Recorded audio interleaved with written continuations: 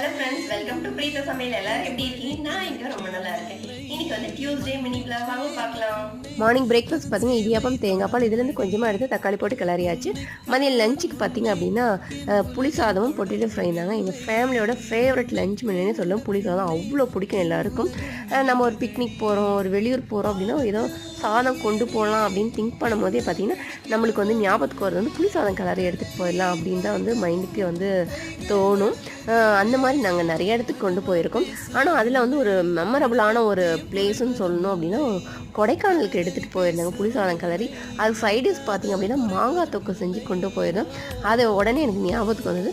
நீங்கள் இந்த புளி சாதத்தை பார்த்ததுமே நீங்கள் எந்த ஊருக்கு கொண்டு போனது ஞாபகம் வருதுன்னு திங்க் பண்ணி பாருங்கள். ஓகே ஃப்ரெண்ட்ஸ், நாளைக்கு வீடியோவில் மீட் பண்ணலாம். பாய், டேக் கேர், ஹாப்பி டியூஸ்டே.